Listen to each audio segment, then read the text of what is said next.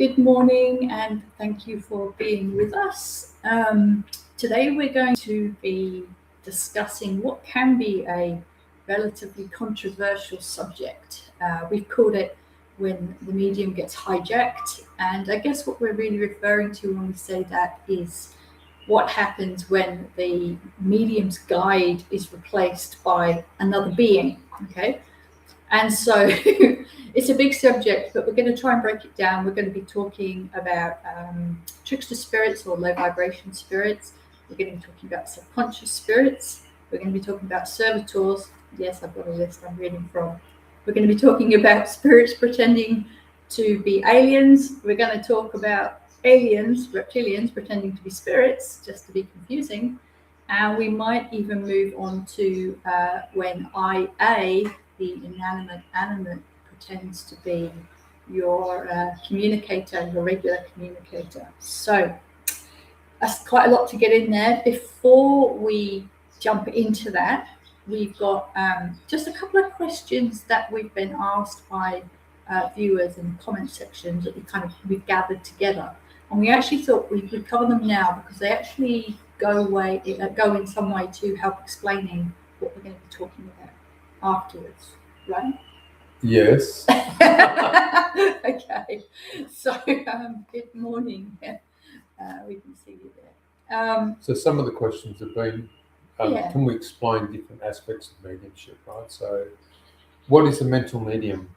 Oh, God. You're asking me. I was just clearing my throat. Okay. What is a mental medium? A mental medium is when we talk about clairvoyance predominantly. But I'm just going to caveat everything we're about to say. They're just boxes, right? They're just boxes we put labels on to try and describe processes as best we can. But there's always going to be some level of overlap, right? So just because we give these labels doesn't necessarily mean that they're absolutely black and white. But mental mediumship, when people talk about that, they're normally referring to clairvoyance, and that's when a spirit moves close to us and kind of just very gently interacts with us, sort of, maybe just sort of next to us, and we're able to get information from them that we can pass on.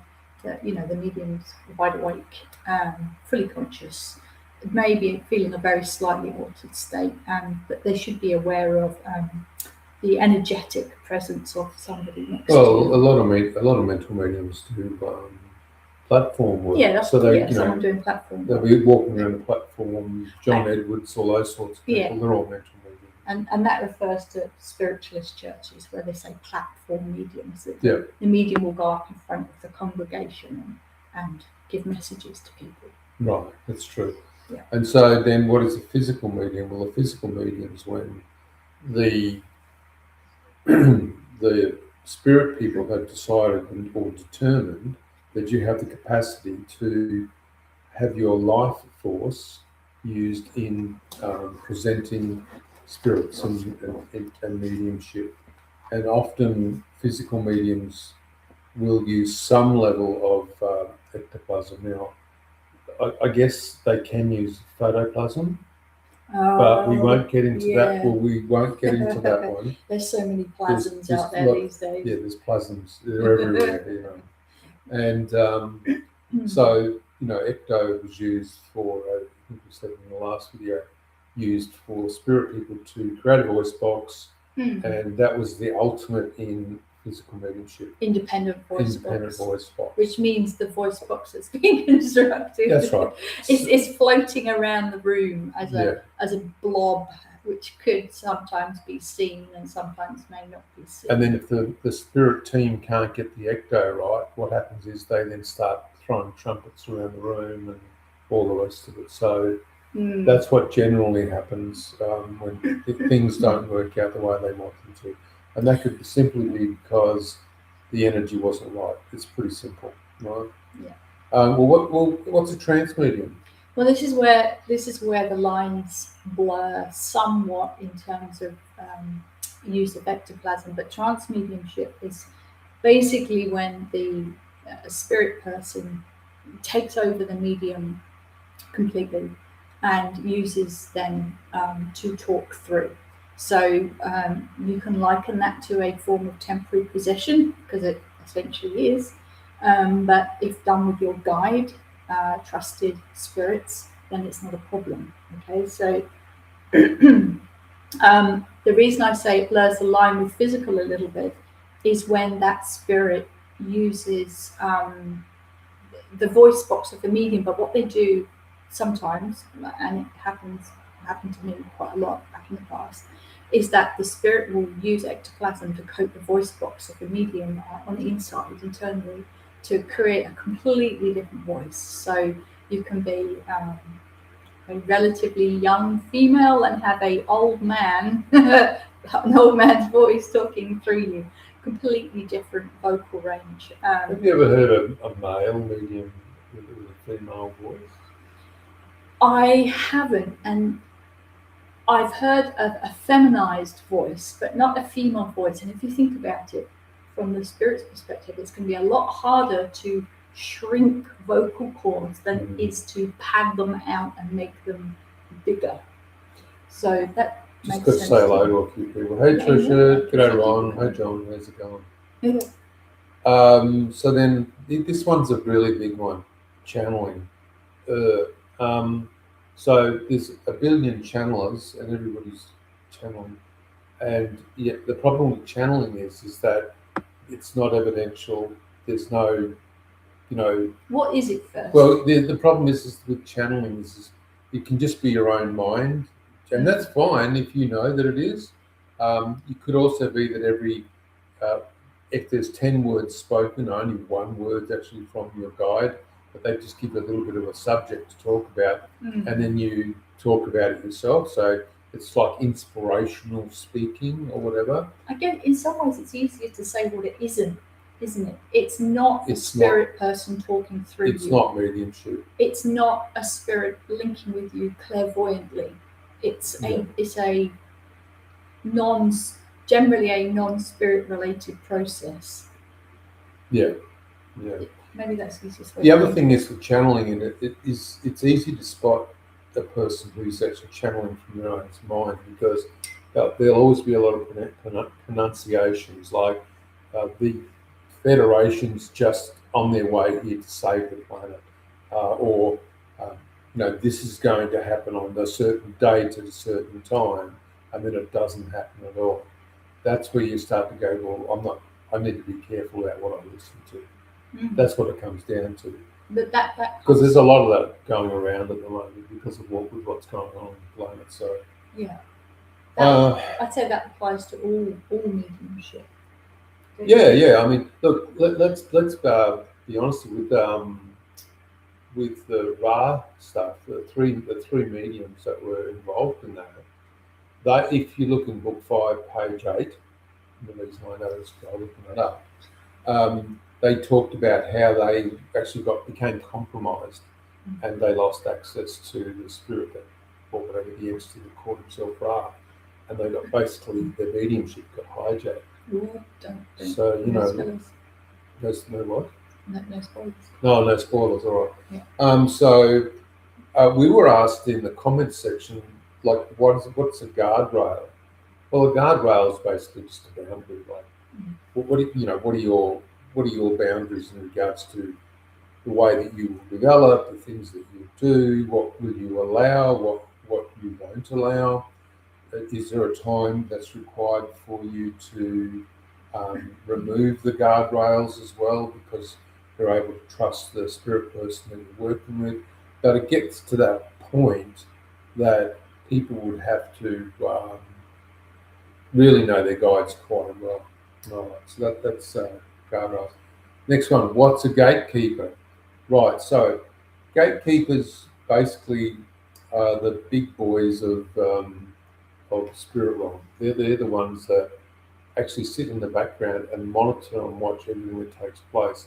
They're the ones that allow spirit people to come in, or other beings to come in.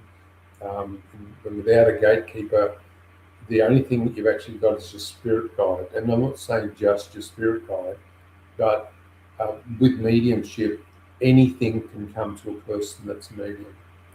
And so you need to have a gatekeeper that monitors and watches what's going on. Yeah? Yeah. Yeah, okay. Absolutely. Do you want to explain what spirit guides are? No, you do that. Oh, I'll do I that. just need to write something down. So spirit guides can be anything. They can be your mum, your dad, granddad, grandmother, a lost cousin. It can be anybody. It can be someone you've never met. That's the other thing. Spirit guides are generally somebody that you may have known, but it can be often that you've never met that spirit person as well. There's a question there from John. Is it possible to channel a message from a living person who is 1,000 miles away or even on another planet? Have you heard of anything like that? Yeah, I've heard of that. I've heard of something like that. Yeah. I can't see why it wouldn't be possible to channel a message from another person, even if they're alive. You think about it, we're only separated by the sense of illusion. It could be telepathic. Yeah, so exactly. Yeah. You just, actually, there you go. The time that I heard that other person speaking. Yeah. And then I rang them and I said, are you talking to someone? They go, yeah. I said, I can hear your conversation. Okay, so that was the day. So yes, there you go, John. Well done. And I also remember being in or hearing about firsthand a series of seances where, that's right, the medium was in a level of trance, and they were actually it was the sitter, it was the sitter's wife, and the sitter's wife was, I think she was either in a coma or she was in the last throes of life, and she was unconscious and couldn't speak, but through the medium, the wife described exactly what had gone on in her hospital room that day, and explained what had happened when the husband had come to visit her and what he said. So it was absolutely evidential. So yeah. But look, there are no parameters. That's the problem. It's up to each person to find what is possible for them, what they will allow and won't allow, and what's safe. Because if you're not safe, it's not a good place to be in. That's the other thing. Ron's asking a question there about, have you ever been hijacked and what happened? I think we'll address that when we get to that section, because we are going to be talking from our own experiences. I will say no, but I want to caveat that because there was a time when I was tested. Yes. And so because of that, I think all mediums are tested. Yeah, and all mediums are tested. Yeah. That's the thing. Yeah. So we'll talk about that in a minute. Yeah. So, and then there's three more questions. What dangers do people face when they encompass themselves in white light? Well, it depends what that means to you. You know, if you think that nothing can happen to you just because you've surrounded yourself in white light, well, then it will just depend on what you're trying to do with your mediumship. Mm-hmm. If you're doing something silly with it, and then you think, oh well, I'll just use white light, it may be that it's just all in your mind, and that spirit or whatever comes and gives you big issues. You know, mm-hmm. We've seen lots of stuff like that take place. So I don't particularly hold any value in that at all. Yeah, it's a bit like waving smudge sticks around. Well, yeah. For clearing. Yeah. There's got to be, once mediumship is real and it's really happening and everything's going on, you need to have some serious conversations with spirit people, because it's not just a walk in the park. And you know, I could tell you a lot of different stories about mediums that ran foul of their mediumship. We may get into some of that actually, but we'll see. Now the other thing is, can I use a Ouija board? Please don't. Mm-hmm. All right. The first thing that'll happen is you'll either start pushing that thing around the board. What do we call it? The planchette. No, I don't know. Whatever you call you're using. The little bobble thing. Yeah. Or something will take over the board and then it'll attach itself to the house or the person. Yeah. Ouija boards are great for earthbound spirits, low vibrational entities, anything that you don't want hanging about. They're brilliant. And if you really want to cause yourself problems, start recording and doing EVP. Yeah, that's the best.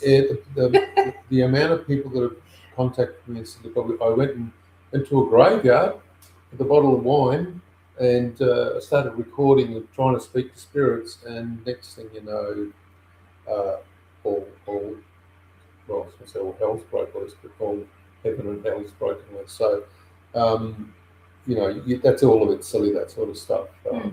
If a spirit person wants to tell you something, they would just put it onto the recorder uh, when you're just talking normally. So you could just be, having a message. Say you're doing a memo. I needed to get this from the shop and that from the shop, and then suddenly there's, when you play it back, there's a voice on there. Well, you didn't activate that. You didn't mean for that to happen, but the spirit person used that opportunity to put their question on there, right? So, John, did you want to mention John? Yes, and this is a question. I think it was Kay that asked us this. What about? And this goes back to the live we did the other weekend about conversations with spirit, and we were talking about can clones have human souls, and we asked John about that, and he said yes. If a spirit person wants to attach themselves or remain connected to the genetic material used in that clone from the original person, then yes, they can. The question was, well, what about twins? Do they share a spirit person, or is it two separate spirit people? And the answer was, it can be either. Same for triplets or quad, fours, fives, and six, all of that lot. It can be one spirit consciousness that has essentially separated itself into lots of spirit consciousnesses and gone to all of the developing embryos, or it can be multiple spirits all agreeing at the same time to come down and incarnate as siblings. So that was the answer. Interesting stuff. Yeah. All right, so they're all the questions. Now where do you want to go? Right, so when the medium gets hijacked. Wow. Okay, so let's pretend we're in a sitting, we're in a séance, and there is the medium. The medium has a regular guide that talks what can go wrong. Talks through them. Yeah, that talks through them as a medium, what can go wrong. Well, the first sort of category that we've come up with are trickster spirits, or what I just call low vibration spirits. How does it happen? How does that guide get goofed out and this other spirit coming? It's pretty simple, actually. The medium could just be tired and not realise that they haven't prepared correctly, and in doing so, they start to sense the energy of the spirit coming to them, and they think it's their spirit guide, but it's not. Now, the term that's used is a drop-in.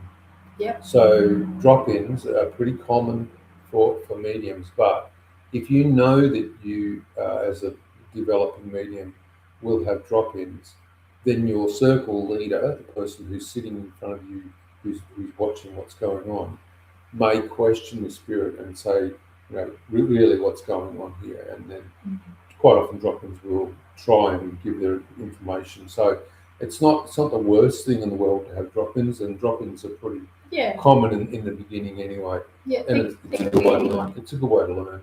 Yeah, they could be anybody, or you get the sort of spirit that is a little bit more, they're not just a drop in. They want to come and they want to stay, and they want to keep coming back every week, and so they might pretend to be the guide. Maybe they've been in your environment as you've been sitting, and now they sat there copying the guide's mannerisms, using sort of occasional words that sound sort of right.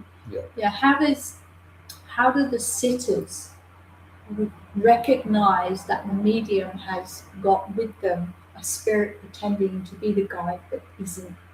This is a really big issue, because sometimes, firstly, when sitters are in a room, so a séance room is just a normal room, right? But it's probably got a red light on, and the red light's quite low. And so the first thing that's happening is the people that are sitting there, they may start to see transfiguration, or the matrices effect, where all these abstract imageries brings together something, it looks like somebody's face or whatever. And you might say to one person, what can you see? And they say, I see this. And then the other person goes, I don't see that, I see something completely different. So now they're all seeing something different. But generally people who are the circle leaders may have in the past been the medium themselves. And it's up to the circle leader to determine what's going on. Now, it could be that circle leader has sat for many, many times with the medium and knows exactly what a spirit feels like, or can see certain patterns of orbs appear before the spirit person comes in. Yep. And so suddenly this certain pattern isn't happening anymore, something else is happening. The circle leader might go, right, this isn't working, we just need for you to leave. You can always ask spirit people, they're quite happy to, generally. And once they leave, the medium come back out of a trance state, and then you can say what was going on there. Because if you don't do that, then you don't learn. Yeah. And it's really not the end of the world to end a sitting or a séance early. That's the other thing. Really not. I've terminated the sitting after 5 minutes. And told everybody to leave the room, and I had like multiple people leave, and said, look, we'll come back in half an hour and try again. And then it started off all right. Of course, we got asked by Ron about being hijacked. Well, the thing is, with the Zetas, they may test me to see if I'm paying attention. So what they'll do is they'll create a copy of themselves, or a copy of an AI that we know as IA, and project that into the sitting. And I have to work out what's going on. I call that training. I don't call it being hijacked. Hijacked is when you actually think that your communicator is speaking, and the medium doesn't know at all what's going on. And then that's a problem. Spirits pretending to be aliens pretending to be spirits, all these sorts of things. Spirits pretending to be angels, So Trish says, wouldn't the energy be different when the spirits are different? Yes, absolutely. The question is, can people recognize that? And does the medium recognize that? Have they taken the time to really learn what the energy of their regular guide feels like? Or have they just jumped in, head first, and hey, I'm sitting now, and they haven't spent any time getting to know their spirit guide properly? Anybody that's worked with us and trained with us knows that we go through specific processes in regards to how to develop. We're very, very careful in helping people to develop, and we give them a lot of guardrails. There you go. And there's a good reason for that. There should be a staged approach to your mediumship development. When you're in trance, there should be a staged approach to going into trance and coming out of trance. If you're not doing that each time, then you're not presenting the spirit people that work with you with the same environment that they need to come in and speak through you. If you don't do that, if you just waffle on or start to just do whatever you want and not follow a process, you confuse your guides. That's the really big issue. And then guides will go, well, this person is just not really following the process, and it's going to cause us some problems. So they'll just pull away mostly. Okay. Are we happy? Do you feel like you've said everything you want to say about that for now? Yeah. I mean, we could talk about that for hours, but we don't have hours. Okay, moving on then. Subconscious spirits. You can talk about that. This is a tricky one, and I've encountered it once, 100%, and I may have encountered it a second time, but I can't be 100% sure. So what do we even mean by a subconscious spirit? What we mean is, and I'm hoping I explain this correctly, is that is literally the partitioned consciousness of the medium has been given enough energy through the sitting process to basically take on a bit of a life of its own.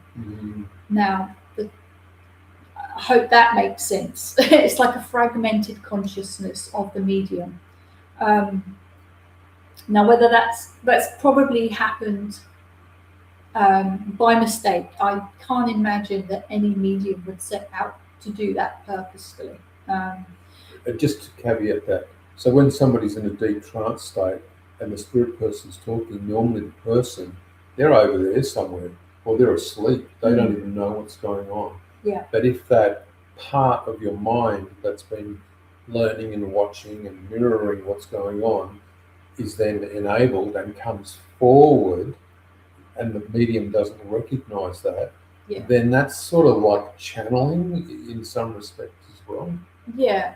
This specific incident, this sitting séance, I remember very clearly being in. There was what was you would class as a little spirit person. Yeah, they were this subconscious spirit was presenting themselves as a young spirit form. And they had the ability to make themselves felt energetically just like a spirit can. Yeah. And so to the point, and they were able to touch your hand as well. And so I think we were in the sitting with three or four other people at the time, and everybody felt touches on their hands by this little spirit boy. Now, I did not think anything was amiss at all. I had no idea. I would have just assumed that this was a spirit person.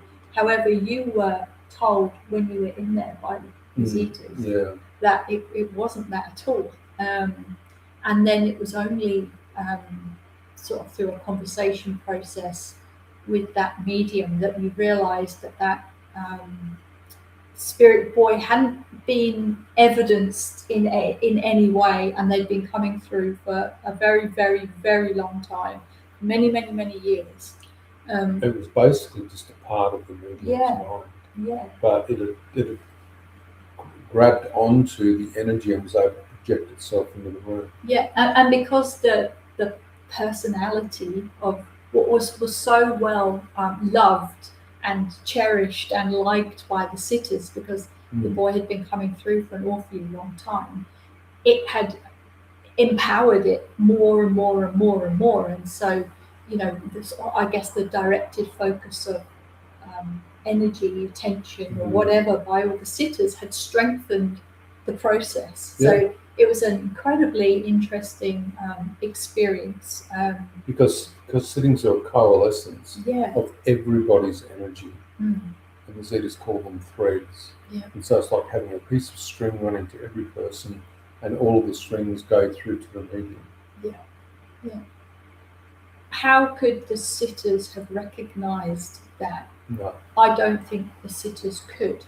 I think the only thing that could perhaps have given it away, maybe, is if it was evidence, questioned for some sort of level of evidence. But even then, I don't know if that process would have worked, because it was a subconscious spirit, of course. Has access to all the memories of the medium. Of the medium, that's right. So it was only the really Zetas, tricky one. The Zetas picked it up straight away. Yeah. Okay. So that's that version. So the next one is servitors. Now, we did speak about servitors quite recently. Would you just quickly really want to recap? Don't spend too long on it. Well, we were house sitting for somebody. What is a servitor? Oh, sorry. Well, that's what I think I need to explain, that the servitor's energy and consciousness that's projected from humans into the fabric of the astral. Yeah. You have an argument with your partner, the energy goes through and then just sits there. Now, if it's a one-off, it's not really an issue, it just fades away. But if it turns out to be a place where there's a lot of arguments, it's all day, that's part of your relationship is the arguments, not the problems. creates this astral servitor, and the servitor will actively trigger the people to argue with each other. Yeah. Yeah. Now, we've encountered a couple of very powerful servitors in the last few years, haven't we? Yeah. They carry an energy. You can sense them. Yeah. If you're energy sensitive, you would hopefully and sit with spirit, you'd hopefully recognize this quite quickly as not being a spirit energy, as being something very, very different. Yeah. How do we get rid of them? You stop arguing. Yeah. Basically, that's what it comes down to. Yeah. Most people wouldn't have clear a servitor from the astronomy, so Yeah. it's not worth really talking about. Well, in terms of they are strengthened by a continuing maybe negative environment. If you cease the negative activities in that environment, there's nothing to feed the entity, and so that entity, that servitor, will gradually diminish in power. But it's having the ability to step back and recognize that the environment that you're in is creating that issue in the first place. That's the hardest part, because of course once you're in a situation, it's very, very difficult to see it for what it is. You have to be able to step back and get that sort of sense of perspective back about it. Yeah, okay. So this is where it gets a bit interesting, if that wasn't already interesting, but spirits pretending to be aliens. Why not? It happens. We have come across spirits pretending to be aliens multiple times. How do we know? How did we know that was not an extraterrestrial talking, that it was a spirit talking? Because I can see spirits. You're such a cheater. Well, there you go. So, but let's all jokes aside. Everybody wants to. I will explain again, John, what a servitor is in a minute. At the moment, everybody wants disclosure. You're being fed a whole lot of psyop stuff. You've got all these people saying that they've worked with this and they've done that and they've done that, and a lot of them may have. But the problem is that when there's a constant level of wanting disclosure or wanting alien contact, the problem is that when spirits come, or reptilians, they'll actually just present as what you want. And of course, most people will just go, oh, yippee, the aliens have turned up. They have no evidence that it's a spirit or a reptilian. They aren't even bothered about trying to evidence whether they've got proper contact or not, and they just give themselves over because they haven't had any training in regards to doing that. So it's a bit of a situation at the moment. You'll notice that the Catholic Church, I believe, is talking about having to get a lot more priests ready for something that's about to happen, especially with disclosure. They reckon that everything's a demon, but that's fair enough. That's up to them. But I would just say that people just need to have some common sense about them in regards to that. Just, Johnson, can you just explain what a servitor is again? Is it a thought form? Yes, it's a thought form. All right. Now, I'll give another example. I know somebody who created two friends in the astral, right? And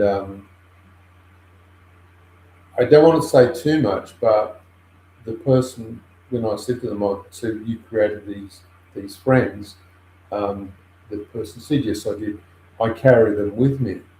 And the thing is that one of the heads of the people that were created popped out of the person, and I could see the head looking at me. I said, well, probably not a good idea to do that. So anyway, what people do is their own business. I would never do that. I think it's problematic on many, many levels.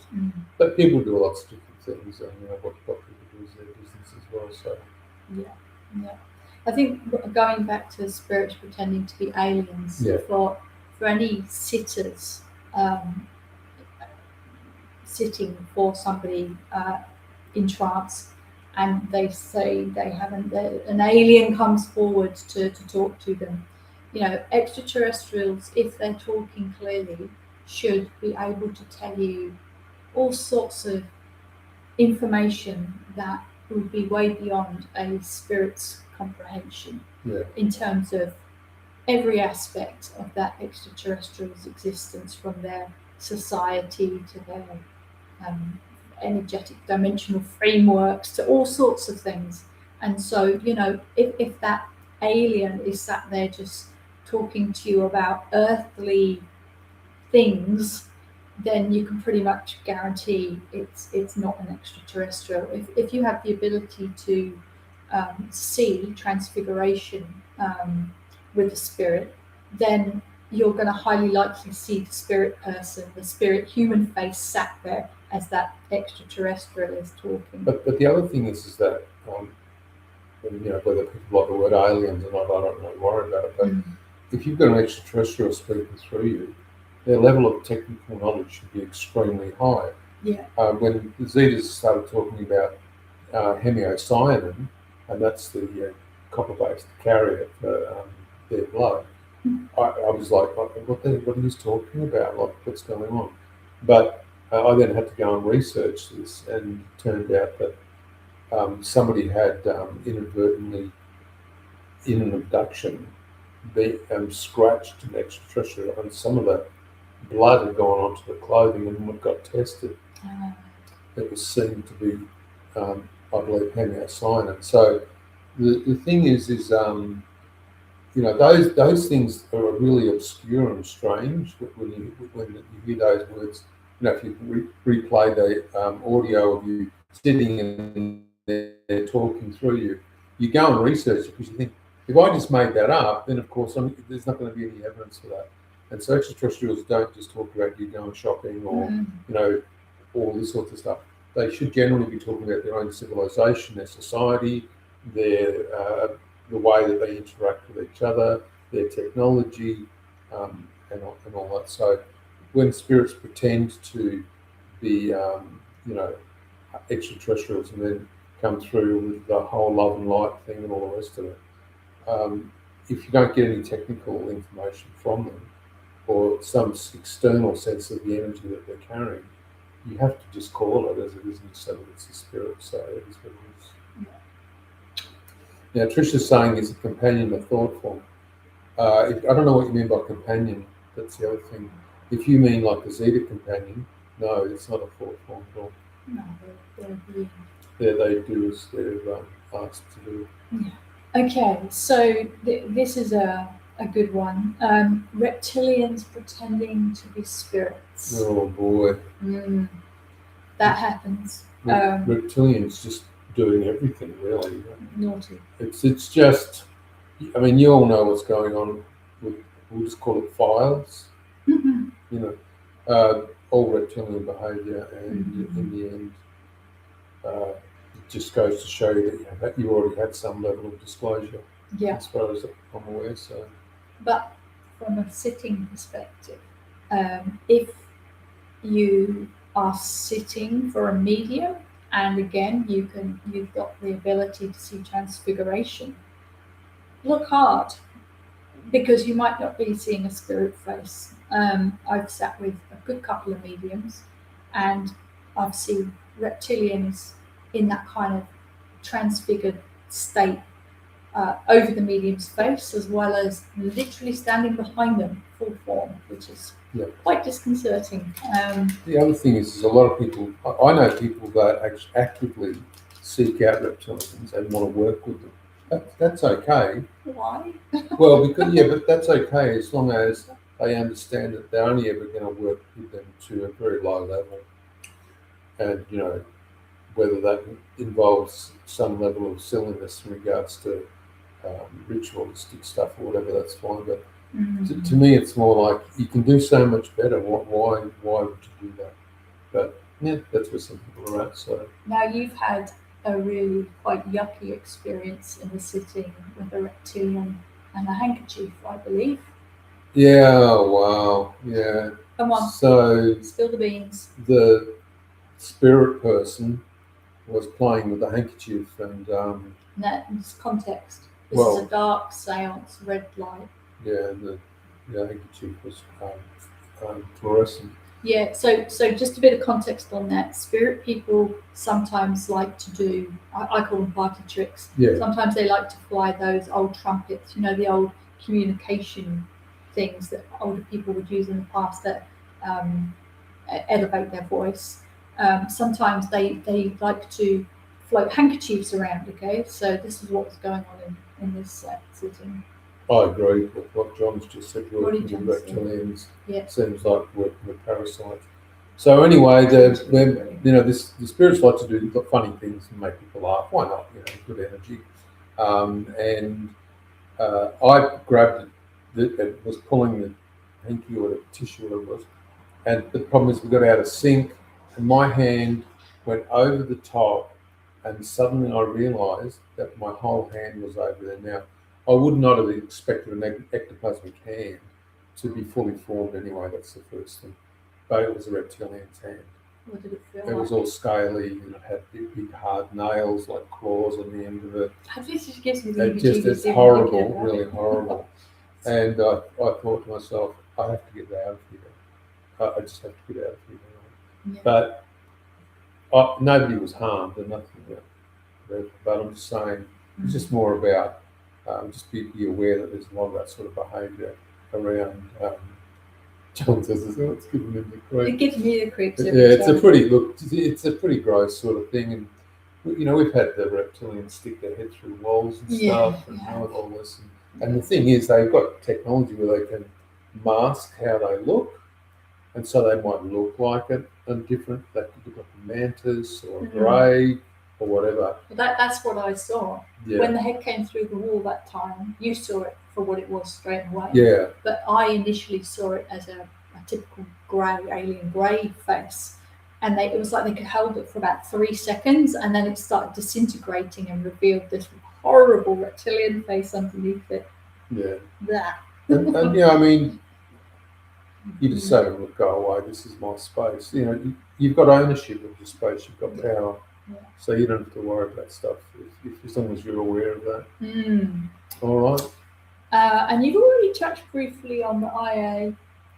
The inanimate animate. Yeah, I've talked about the IA a lot. You'll see this is where AI is heading to, and we've got a video on AI to IA on our channel anyway. Which gives a lot more detail. But there you go. All right. So you've got your big list there. I've been ticking it off. So what's the answer to all of this? 42. 42, the answer for life, universe, and everything. Absolutely. I believe the answer to ensuring that your mediumship does not get hijacked comes from ensuring you have a relationship with your gatekeeper before you start going public and allowing people to sit with you. I think you need to explain what you just said about going public. Yeah. Most people, they just are empathetic and or they're psychic, and they. Well, when I say go public, what I mean is before you start sort of gathering people to come and sit with you in whatever way that is. And most people never do that, by the way. Most mediums do not become public mediums. Public mediums. What they do is they stay in the home circle. Yeah, but they do mental mediumship. And they do mental mediumship. So a lot of mediums do mental mediumship, and what they do is they say, I've got your grandmother with me, and she says this, and this, and then someone goes, yes, that's right, yes, she did say that, and so that's some level of evidence. That's mental mediumship. Yeah. That's not sitting in circle or anything like that. But in the context of mediums getting hijacked, the best way to not get hijacked is to know your guides. Yeah. Even when you're sitting just for yourself, just make sure the spirit that's approaching you is who you think it is. They've got the same energetic vibration. They've got the same energetic flavor. The personality feels correct.